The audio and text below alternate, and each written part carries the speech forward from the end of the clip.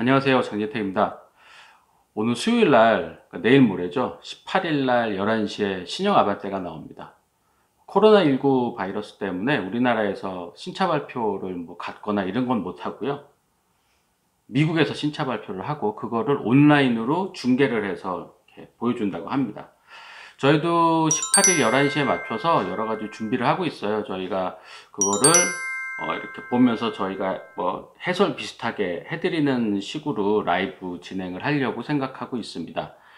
그 라이브 때 좀 버벅거리지 않기 위해서 지금 자료조사를 계속 하고 있는데, 일단 아반떼 역사 자료조사를 일단 쭉 해봤어요. 엘란트라부터 시작해가지고 막 해봤는데, 이거를 그러니까 말로만 하지 말고 좀 그려보자 이렇게 하다가 또 이거를 그냥 영상으로 하나 또 만들면 좋겠네. 그래서 그 그리는 거를 자료조사는 다 해놨고 그리는 거를 영상으로 좀 보여드리려고 합니다. 저희 코로나19 바이러스 때문에 유은익 감독이랑도 자주 만나지 못하고요. 꼭 필요한 촬영 때만 만나서 촬영을 하고, 그러지 않은 촬영은 이렇게 그냥 보내드리고요.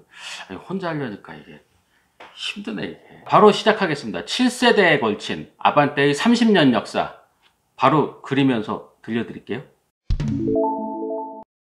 네, 아반떼의 역사는 대한민국 준중형의 역사이기도 합니다. 아반떼 이전에는 준중형이라는 그 장르 자체가 없었어요. 아반떼가 나올 1990년도의 그 상황은요, 소형차랑 중형차만 있었습니다. 소형차에는 르망, 프라이드, 엑셀 이렇게 있었고, 그 다음에 중형차에는 소나타, 콩코드, 로얄 이렇게 있었는데 요 중간이 없었죠. 요 중간은 요 소형차 중에 고급화된 모델들, 르망 살롱이라든지 엑셀 TRX라든지 프라이드 FS 요런 것들이 이렇게 있었고요. 그러니까 소형차보다는 조금 비싸게 프리미엄하게 전자식 계기판도 들어가 있고 막 이렇게 만든 차들이 있었고요. 그 다음에 요 중형 세단 중에 좀 낮춘 거 1500cc로 배기량을 낮춰서 만든, 그때 당시 이코노 세단이라고 얘기를 했는데 로얄 프린스도 1500cc 나온 적이 있었고요. 로얄 듀크 1500cc 이렇게 있었고, 콩코드를 앞뒤를 바꿔서 조금 좀 저렴해 보이게 만든 차가 이제 캐피탈이라는 차가 있었는데 요게 또 1500cc로 팔았고, 소나타는 이렇게 낮춰서 판 게 없습니다. 1500cc까지 내려온 게 없었습니다. 이렇게 있었는데 엘란트라라는 차가 딱 나온 겁니다. 그리고 준중형, 중형이랑 거의 비슷한 등급의 품위를 갖고 있는데 배기량은 1500. 그래서 이건 중형이 아니고 준중형, 중형에 해당하는 소형이야. 이렇게 이제 얘기를 했습니다. 새로운 장르를 개척을 했는데 이게 빵 터져버립니다. 기존에 엑셀 타시던 분들이 바로 소나타로 넘어오기에는 좀 부담이 됐었거든요. 근데 딱 좋은 차가 생겼잖아요. 엘란트라. 기존에 포니 엑셀 이런 거 한 4, 5년 타시던 분들 막 이런 분들이 다 엘란트라 산 거예요. 준중형 시장이 그냥 확 열린 겁니다. 그래서 그 이후에 이제 캐피탈도 1500cc DOHC 나오고 세피아 나오고요. 그 다음에 에스페로 막 나오고 이런 식으로 또 준중형 바람을 확 일으킨 장본인이 바로 이 엘란트라. 엘란트라 처음 나왔을 때 이게 디자인이 이게 우리나라에서 보던 디자인이 아니야. 이게 유럽형 디자인이래.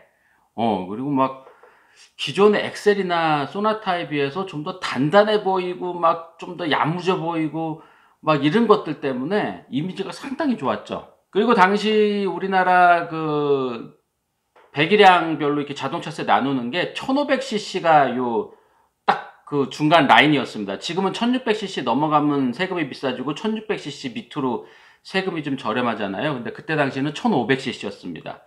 일본이랑 우리나라만 1500cc로 딱 기준이 이렇게 해서 밑으로는 좀 세금이 저렴하고 위로는 세금이 좀 많았고요.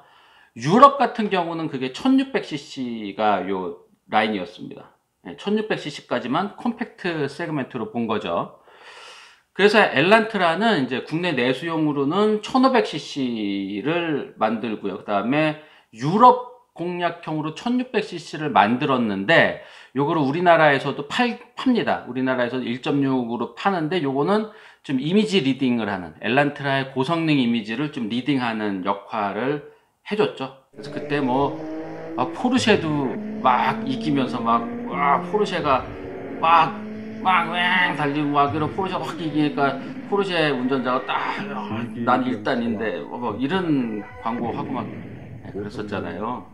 예. 그리고 그때 엘란트라는 대부분 다 이렇게 막 뭐 헬리콥터로 어디 가는데 막 비즈니스맨이 막 과속해가지고 막 이런 약간 고성능 이미지를 막 했었습니다. 근데 그때 뭐 경쟁차들도 다 고성능 이미지였어요. 뭐 에스페로도 막 탑건 막 이렇게 해가지고 막 비행기랑 막 겨루는 거 뭐 이런 거 하고 뭐 세피아도 막 스쿨버스 막 캘리포니아에서 브레이크로 막 세우는 뭐 이런 거 하고 그랬었잖아요. 그때는 이제 성능 과시형 광고들이 상당히 많을 때입니다.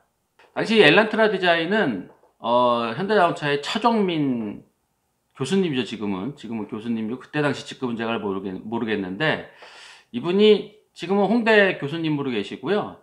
제가 기아자동차 다닐 때 기아자동차 디자인 디렉터였습니다. 네, 저희 구석에서 이렇게 신입사원 때 그리고 있을 때 저 높은 저쪽 자리에 안쪽 자리에 계시던 분이었는데 이분이 거의 호랑이처럼 무서웠었어요. 그냥 말수도 별로 없으시고 그냥 그 카리스마로 그냥. 근데 이 차정민 교수님 당시 직급은 모르겠지만 차정민 교수가 그때 이제 기아자동차나 현대자동차 뭐 현대자동차만 있었죠. 그런 문화가 좀 될 것 같은 친구들은 해외 유학을 보내주는 것들이 상당히 많았습니다. 뭐 엔지니어링도 마찬가지고 디자인도 마찬가지고 연구개발 쪽 인력을 키워야 되는데 이 사람들은 이제 뭐 인력들을 키워야 되기 때문에 뭐 이탈리아도 보내주기도 하고 뭐 영국도 보내주기도 하고 미국도 보내주기도 하고 해서 공부를 시켰는데 그때 차정민 교수는 그 영국 RCA로 유학을 갔다가 이제 들어오자마자 스쿠프 했습니다. 이분이 스쿠프를 주지아로가 한 걸로 알고 계시는 분이 많은데 그 주지아로 이탈 디자인이랑 현대자동차 내부 디자인이랑 이렇게 비딩을 붙었는데 우리 현대자동차 내부에서 한 게 이제 차정민 팀이 이끄는 요 스쿠프가 채택이 돼서 스쿠프도 만들어졌고 그 이후에 또 엘란트라도 이렇게 비슷하게 이탈 디자인 거랑 내부 디자인 안이랑 했는데 이것도 내부 디자인 안이 채택이 돼서 엘란트라로 이제 발전이 된 겁니다. 그때부터 이제 그 경영진들로부터도 이거 우리나라 디자이너들도 잘하네. 이탈 디자인에 굳이 안 맡겨도 되겠네 라는 인식을 심어준 자동차이기도 하죠. 근데 이 차정민 교수님이 뭐 역작이 상당히 많습니다. 그랜저 XG도 이분이 하신 거고요. 그리고 뭐 그때 당시 현대 기아차 뭐 이런 거 일을 상당히 많이 했었습니다. 제가 이걸 그리느냐고 그 여러 가지 시도를 했습니다. 제가 이 7대를 어떻게 그릴까. 근데 자동차 회사들 보면은 다 이렇게 앞모습들 쫙 해가지고 그려놓은 것들 있잖아요. 그게 너무 뻔한 거예요. 너무 뻔해 보여서 새롭게 다른 회사에서도 안 하는. 그러니까 이런 방식은 뭐 폭스바겐이나 전통성이 강조되는 자동차 회사는 이렇게 그리면 앞모습만 쫙 그려도 뭔가 이렇게 진화되네. 막 동그란 헤드램프가 뭐뭐뭐 하면서 점점 얇아졌다가 다시 굵어졌다가 이런 식으로 진화를 하네. 요렇게 보여지기 때문에 앞모습 위주로 많이 그리거든요. 유럽 회사들은.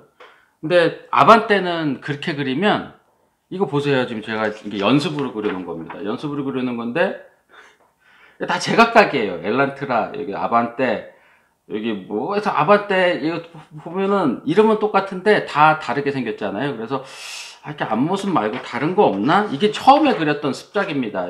이렇게 그리면 되겠다라고 생각을 했다가 다르게 그릴 방법이 없나? 그래서 이렇게 이런 식으로 그렸어요. 이런 식으로 엘란트라 이렇게 앞대가리만 앞대가리라 그러니까 좀 그런가?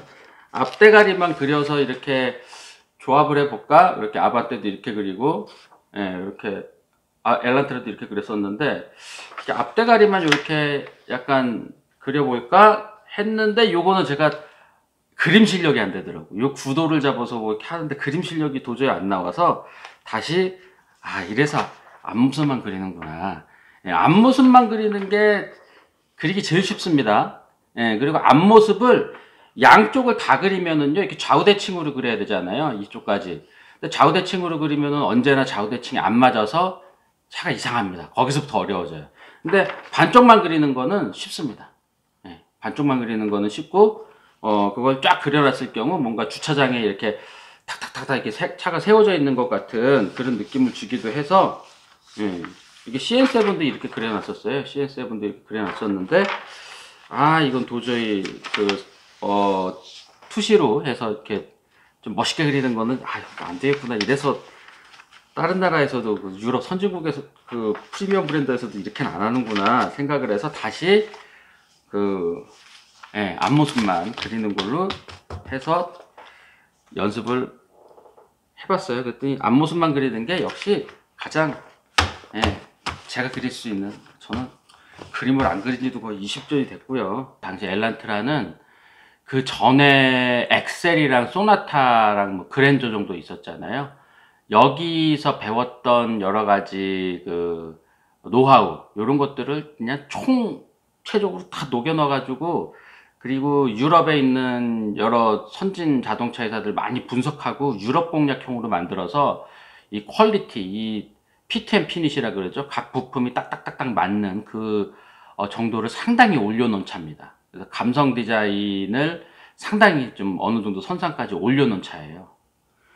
이때 엘란트라 기억나세요? 여기 현대 마크가 가운데 없었고 1.5리터는 가운데 없었고, 여기에 HYUN DII 이 범퍼 측면에 이렇게 딱 찍혀 있었던 거. 1.6은 나중에 여기 H 그 동그란 로고가 들어오는데, 그때 그 한쪽으로 치우친 현대 마크, 이거 좀 인상적이었죠. 그 차정민 교수가 이 둥글둥글한 아반떼도 그분이 디자인하셨어요. 예, 이분이 역작이 상당히 많습니다. 하여튼 1세대 아반떼는 이제 보통 엘란트라로 하고요. 2세대 이제 이 현대자동차 내에서는 J카라고 불렀어요. J1이 엘란트라고 J2가 이제 아반떼인데, 그때는 그냥 영문자 하나로 뭐 Y카 뭐 이렇게 그냥 불렀었어요. 근데 그게 아반떼까지는 그냥 J1, 2, 3 뭐 이렇게 나갈 것 같았는데, 요 다음에 이제 아반떼 XD부터 영문자 2개로 이렇게 프로젝트명이 바뀝니다. 요 아반떼를 처음 디자인할 때는 전 세계적으로 에어로다이나믹, 고효율 막 이런 것들이 막 그 유행이에요. 그래서 다들 둥글둥글하게 공기역학적으로 우수하게 그렇게 디자인을 할 때였어요. 그래서 아반떼도 공기역학적으로 우수하게 디자인을 해서 이게 둥글둥글하게 풀 어라운드 스타일로 이렇게 디자인을 하고, 앞에 공기역학적을 느낌을 극단적으로 보여주는 노그릴 스타일까지 넣었습니다. 사실 이 노그릴 스타일은, 이제 그릴이 없는 스타일은 그 미드십 스포츠카는 보통 엔진이 뒤에 있잖아요. 그래서 앞에는 엔진이 없기 때문에 앞을 말끔하고 낮춰서 이렇게 디자인할 수 있었거든요. 이게 훨씬 더 공기역학적으로 보이고 빨라 보인다는 거예요. 그래서 앞에 그 엔진이 있으면서도 노그릴 스타일로 앞을 낮추면서 그릴을 만들지 않은, 라디에이터 그릴을 뚫지 않은 차들이 마치 그 후륜구동 스포츠카의 그 말끔한 앞모습을 보여주면서 공기역학적으로 상당히 효율이 좋고 잘 나간다 뭐 이런 느낌 때문에 당시 이제 노그릴, 라디에이터 그릴도 좀 작아지기도 했고요. 아주 슬림한 그릴도 있었고, 아예 라디에이터 그릴을 안 넣는 차들이 있었는데, 아반떼도 그 노그릴 스타일을 따라서, 노그릴 스타일의 그 트렌드를 따라서 디자인을 했습니다. 요거 얘기를 해드려야겠구나. 아반떼가 이렇게 생겼었잖아요. 이렇게. 이거 이제 제가 어제 연습하면서 그린 건데, 근데 이제 저기 페이스리프트 하면서 이렇게 그 라디에이터 그릴이 이렇게 들어갑니다. 여기 엠블렘이 이렇게 있고, 페이스리프트 하면서 여기 라디에이터 그릴이 이렇게 들어갔었잖아요. 아반떼의 노그릴 스타일이 반응은 좋았는데요. 미국 딜러가 라디에이터 그릴이 없으니까 잘 안 팔려. 라디에이터 그릴 붙여주면 우리가 좀 잘 팔게. 뭐 이렇게 하면서 이제 라디에이터 그릴 넣어줄 것을 요구를 했고, 이게 디자인 막판에 라디에이터 그릴이 들어갔습니다. 사실 2세대 모델도 라디에이터 그릴이 처음에는 없게 디자인이 됐었어요. 근데 중간에 이제 미국 딜러 쪽에 입김이 좀 세죠. 왜냐면은 이게 미국에서 성공해야 되는 차고, 또 미국이 자동차 선진 시장이기 때문에 그쪽에 딜러들의 입김이 나름 일리는 있어, 이런 분위기였거든요. 그리고 딜러들이 차를 잘 팔아줘야지 미국 시장에서 성공을 하는 거였기 때문에 미국 딜러의 입김이 그때도 상당히 강했어요. 그래서 라디에이터 그릴을 붙여서 올류 아반떼 만들었는데, 이게 라디에이터 그릴 붙인 거는 우리나라에서는 그렇게 반응이 좋지는 않았죠. 그리고 요때 이제 그 아반떼 투어링이라고 해서 유럽 그 트렌드에 맞게 우리나라 사람들도 이제 레저를 즐길 거야. 근데 유럽에서 레저를 즐기는 사람들이 이제 외건을 탄대. 레저형 외건이래. 이게 짐차가 아니래. 외건을 레저형 차로 생각을 한대. 이렇게 생각을 해서 아반떼 투어링을 내놨는데 이것도 이제 잘 팔리진 않았죠. 그 다음에 이제 아반떼 XD가 나와요. XD부터는 현대자동차의 새로운 그 서브네임이 들어갔죠. 그러니까 아반떼 뒤에 XD, 그랜저 뒤에 XG, 그 다음에 뭐 소나타 같은 경우는 EF 소나타 앞에 붙었었죠. 소나타 EF라고 한 거고 EF 소나타 뭐 이렇게 해서 영문자 두 개, 영문자 두 개가 언제 이렇게 딱 세대별로 이렇게 들어갔었습니다. 근데 아반떼 XD는요, 디자인적인 반응은 정말 안 좋지 않았습니까? 저는 아반떼 XD가 거의 그냥 최악의 아반떼라고 얘기하거든요. 그냥 디자인적으로 아무 특색이 없어요. 제일 못생긴 아반떼. 약간 앞에 돼지코 같은 거 붙은 듯한 느낌으로. 그 차정민 교수님이 다 그 연관돼 있는 프로젝트인데, 또 이게 돼지코라 그러면 또 아반떼 XD에서 빼놓은 게 있는데, 아반떼 XD 요때 이제 유럽 느낌을 좀 많이 냈습니다. 유럽 느낌을 많이 내서 여기 범퍼에 검은색 그 크레딩 몰딩으로 범퍼를 우리나라에 이렇게 안 나오고 미국 수출이나 뭐 이렇게 됐을 때 여기 아반떼 엘란트라라고 미국 수출할 때 이렇게 검은색 몰딩으로 해서 했고요. 그 다음에 유럽에는 그 5도어 뒤에를 패스트백 그 해치백으로 만든 아반떼가 이제 수출이 됐었는데, 그 우리나라에도 아반떼 스포츠라는 이름으로 팔았었죠. 근데 그거는 좀 디자인이 괜찮아서, 그거는 반응이 좀 디자인 반응도 좀 괜찮아서 여기 제 친구들도 그거 많이 샀었는데, 그래서 전반적으로 아반떼는 이제 좀 디자이너 좀 미적인 걸 추구하는 친구들 사이에서는 좀 멋이 없어서 안 샀던 시대고요. 근데 이 차체가 상당히 좋아서 이 차체로 현대자동차가 여러 개를 만들었어요. 이때 뭐 라비타도 만들고요. 라비타 아세요? 라비타? 피닌파리나 피닌파리나가 조금 디자인에 조금 관여를 했어요. 그래서 피닌파리나가 디자인한 것처럼 되어 있는데, 이제 피닌파리나가 실제로 디자인한 건 아니고 이제 비딩에 좀 참여했고요. 그 다음에 나중에 양산화 작업할 때 피닌파리나가 조금 이제 좀 컨설팅도 해주고 뭐 이렇게 됐는데, 이제 피닌파리나 그 엠블렘을 붙여서 유럽 시장에 좀 잘 팔아보려고 피닌파리나한테 이제 라이센스를 주고 그 이름을 거기다 붙여서 팔던 그 시절이 있었습니다. 라비타.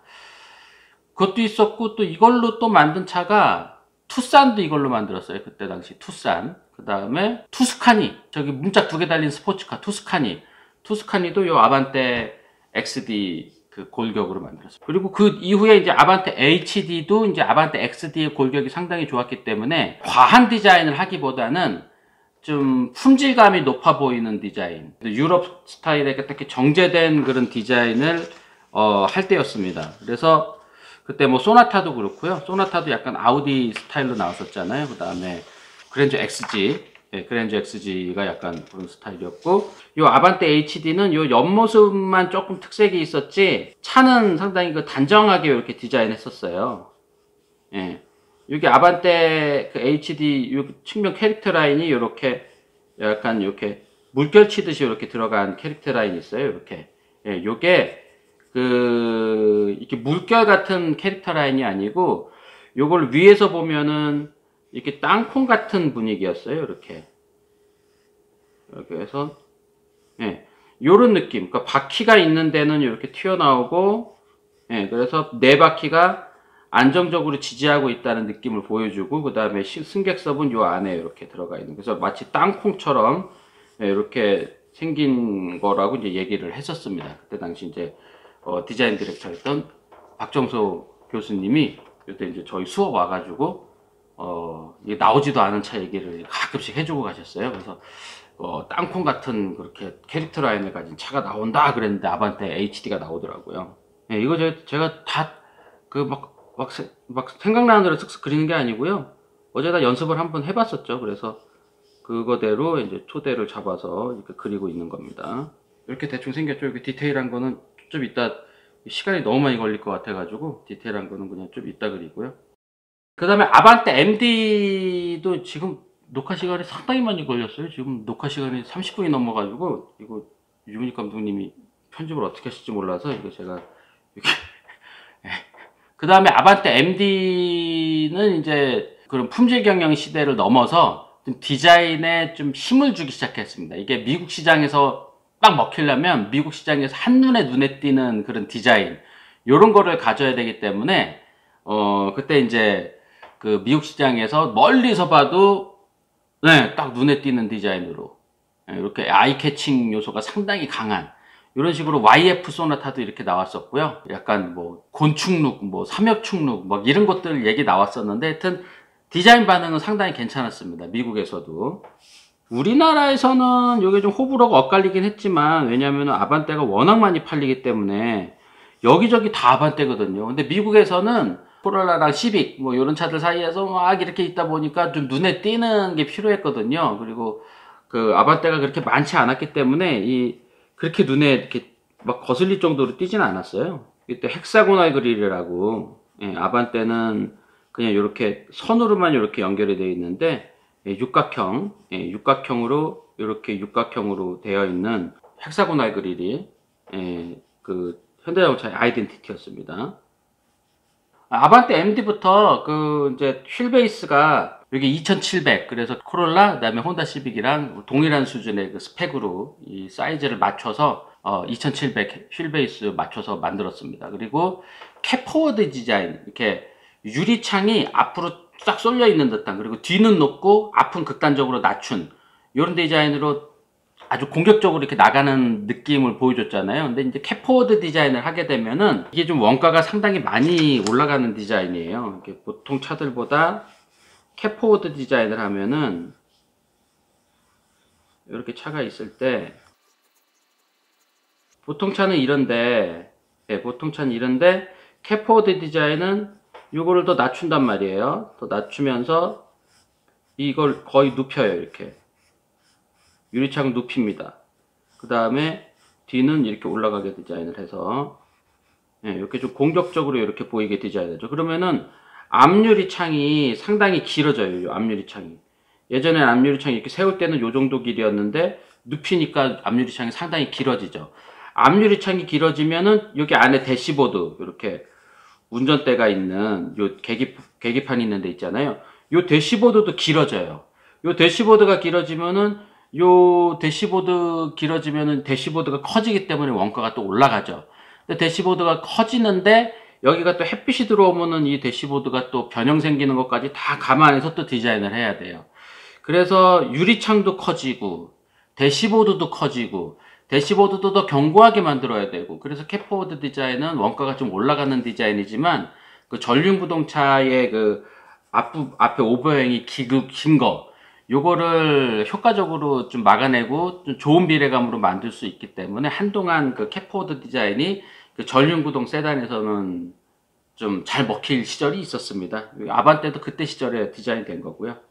요 아반떼 MD. 그 다음에 MD가 디자인으로 좀 디자인 반응이 또 안 좋은 것도 있었기 때문에 그때 당시 아반떼 이후에 현대자동차 디자인 연구소 안의 분위기가 리파인이라는 단어를 상당히 많이 썼습니다. 이렇게 정제해서 기존에 있던 디자인을 막 정제하고 좀 다듬어서 이렇게 좀 디자인하자. 그래서 YF 소나타 때 이렇게 곤충룩, 삼엽충룩 막 이런 거 있었잖아요. 그 LF 소나타로 넘어가면서 딱 단정하게 다 정리해서 나왔었잖아요. 그리고 아반떼도 아반떼 MD 이후에 아반떼 AD로 가면서 리파인을 상당히 강조하게 됩니다.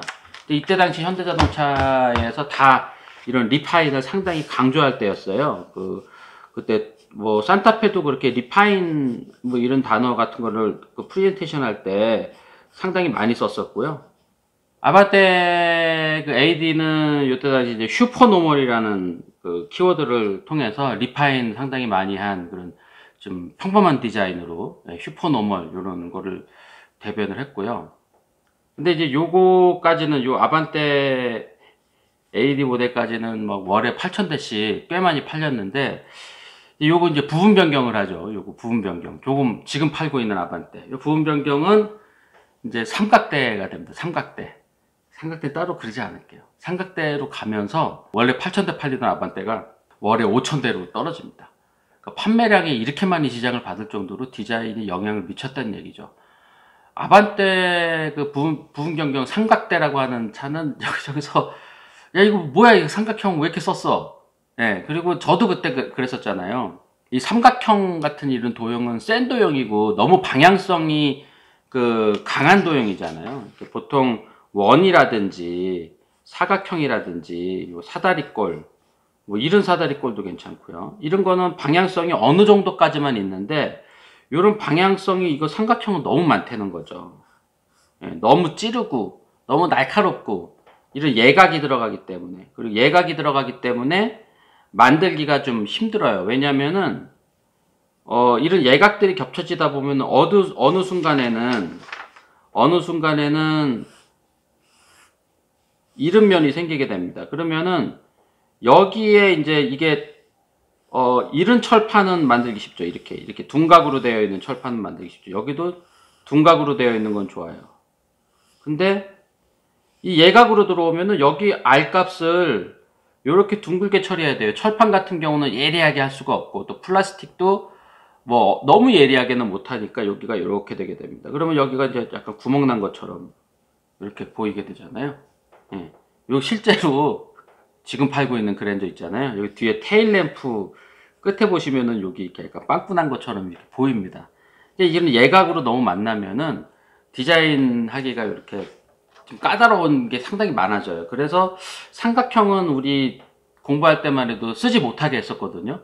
근데 삼각대에서 삼각형을 막 써가지고 나온 거예요. 그래서 나오자마자 제가 디자인 보면서 아 이거는 좀 걱정되는데, 예, 그랬는데 아니나 다를까 이제 판매량이 이제 뚝뚝 떨어졌죠. 예, 근데 이게 다 현대자동차가 다 생각이 있었구나. 와, 이번에 CN7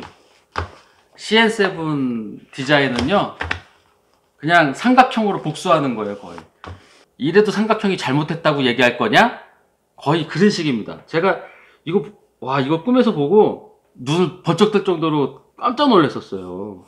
다들 옆에 캐릭터 라인 없다고 막 없는 것처럼 이렇게 얘기를 하셔가지고 내가 이거 잘못 봤었나?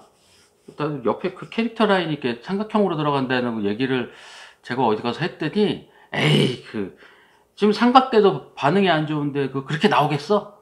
에이 잘못 봤어. 딴 데에서 그 스파이샷 그린 거나 이런 데 보니까 그런 거 없더구만. 뭐 이래가지고 내가 잘못 봤었나? 뭐 이렇게 해가지고 되게 자신이 없었어요.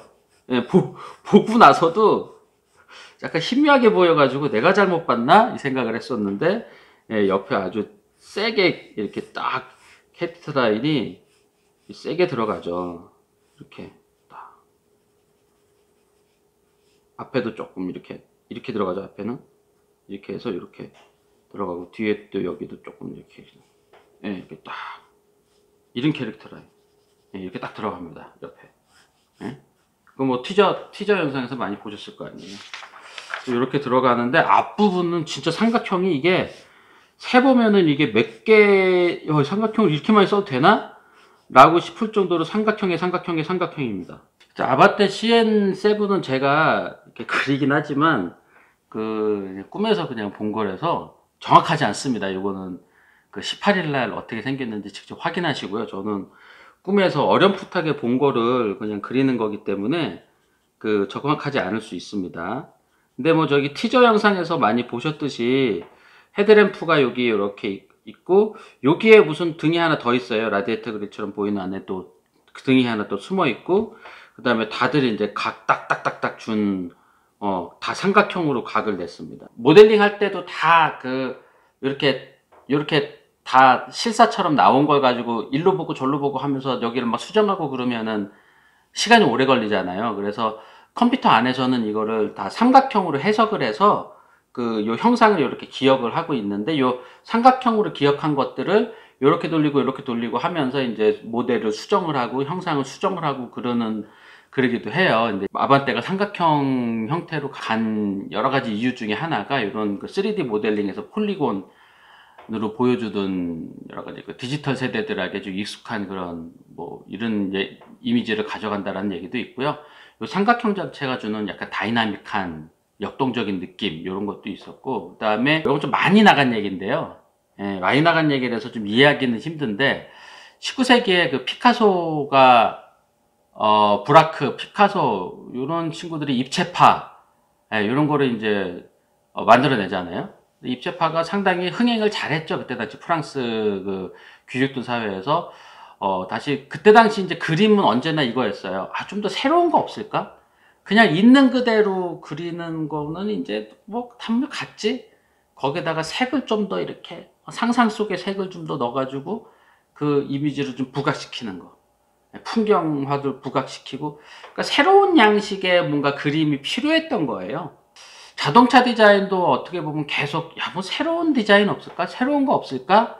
뭐 이렇게 하던 중에 이 큐비즘 이런 것들이 유행하게 되는데, 현대자동차에서도 뭐 그런 것까지 생각을 했는지는 모르겠어요. 제가 해석을 하기에는 큐비즘 이런 느낌도 좀 생각을 한 것 같다는 생각이 들어서 말씀드리는 건데, 하여튼 자동차 디자이너들도 늘 새로운 어떤 덩어리, 새로운 느낌 이런 것들을 찾아내기 위해서 노력을 하거든요. 예. 또 그거에 이제 일환으로 큐비즘까지 찾아서 이런 그 삼각형으로, 온통 삼각형으로 막 이렇게 마치 3D 모델링 하는 느낌으로 차를 디자인하지 않았나 이 생각이 드는데, 현대자동차에서는 이거를 파라메트릭 다이내미즘이라고 이제 얘기를 하는데, 요 삼각형에 대한 구체적인 얘기는 18일 날 11시에 아반떼 신차 발표가 그때 이제 현대자동차 유튜브에서도 하고요. 미디어오토에서도 이제 보여드리려고 하는데, 18일 날 11시 수요일 날 아반떼 CN7의 구체적인 디자인 얘기는 그때 들려드리도록 하겠습니다. 제가 아직 잠을 좀 덜 자서 자세히 아직 잘 몰라요. 몇 잠 더 자고 며칠 더 자고 꿈에서 좀 더 얘기도 듣고, 그래서 18일날 11시에 아반떼 CN7의 삼각형 디자인 요 얘기를 듬뿍 들려드리도록 하겠습니다. 오늘 제가 그림 그리면서 이거를 좀 그림에 좀 몰두를 하면서 하려다 보니까 이 그림도 좀 잘 안 되고 이것도 좀 잘 안 된 것 같아요. 이도 저도 아닌 영상이 나올 것 같은데 유은익 감독님이 잘 편집해 주시리라 믿습니다. 언제나 믿음의 아이콘 유은익 감독님. 네. 이렇게 그렸습니다. 근데 이렇게 그리고 나니까 이게 딱 보이잖아요. 이렇게 그리고 나니까 아반떼는 패밀리룩 같은 거 없었구나, 이렇게 헤리티지 이런 거 없었구나, 다 중구난방이구나. 엘란트라 때부터 이렇게 보면은요, 뭐 이렇게 연결성이 없어. 여기서나 연결성이 조금, MD랑 AD 갈 때 조금 연결성 좀 있으려나? 그 연결성이 그렇게 있지가 않아요. 그리고 참고로 말씀드리면은 아반떼나 소나타나 마찬가지로 골격을 한번 만들면은 아반떼 XD 때 만든 골격으로 요 HD까지 갔었고요. 그 다음에 MD에서 또 골격을 캐포워드 디자인 만든 거를 요 아반떼 AD 때도 썼었고요. 또 CN7 요 때 새로운 골격이 이번에 들어가는 겁니다. 그래서 아반떼 역사, 이렇게 7세대까지의 역사 이렇게 그려봤는데요. 폭스바겐이랑 BMW랑 이런 거랑 좀 비교가 되네요. 패밀리룩이 없어서 이래서 그러지 않았었구나 생각이 드는데, 현대자동차도 이제 우리나라 자동차도 이렇게 7대나 이렇게 헤리티지를 구성해서 쫙 그릴 수 있다는 게 사뭇 대견하고 그러네요. 막 중간에 이름도 바꾸고 막 이랬으면 이렇게 그리지도 못했을 것 같은데, 그래도 30년 역사, 아반떼 30년 역사. 와, 18일 11시에 아반떼 CN7 라이브로 다시 찾아뵙기로 하고요. 그 중간에 또 무슨 다른 영상도 뭐 이렇게 나갈 거예요. 그러니까 언제나 미디어 오토를 즐겨 찾아주시고요. 구독과 알람 설정까지 다 해놓으셔야지 놓치지 않고 보실 수 있습니다. 주변에 좀 많이 권해주세요. 많이 권해주셔야지 제가 구독자들도 좀 늘고 그래야 좀 뭔가 좀 힘있게 뭔가를 좀 더 할 수 있을 것 같아요. 좀 멋있는 이렇게 테스트 같은 것도 좀 이렇게 하고 좀 이러고 싶은데 협조가 잘 안 되더라고요. 뭐 지자체나 이런데 테스트하려면 테스트하려는 그 공간이 필요하잖아요. 넓은 아스팔트나 넓은 공간. 이게 좀 협조가 안 되네요. 구독 많이 권해주시고요. 많이 부탁드리겠습니다. 여기까지입니다. 장희택이었습니다. 와.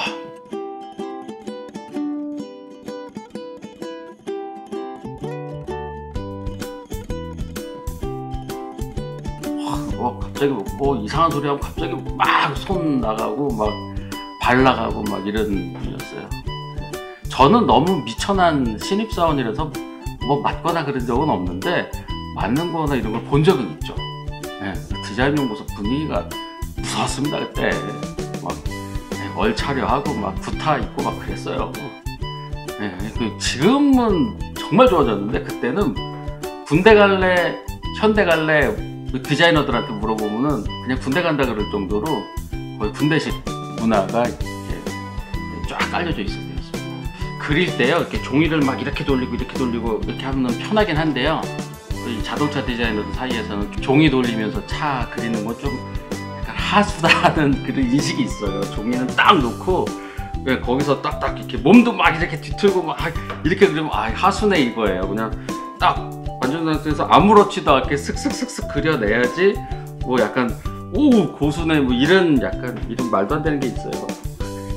이거 1시간짜리 이거 유니까 어떻게 편집을 하지 이거? 감독님 이거 1시간이나 되는데 이거를 유근익 감독님은 하실 수 있다고 믿습니다.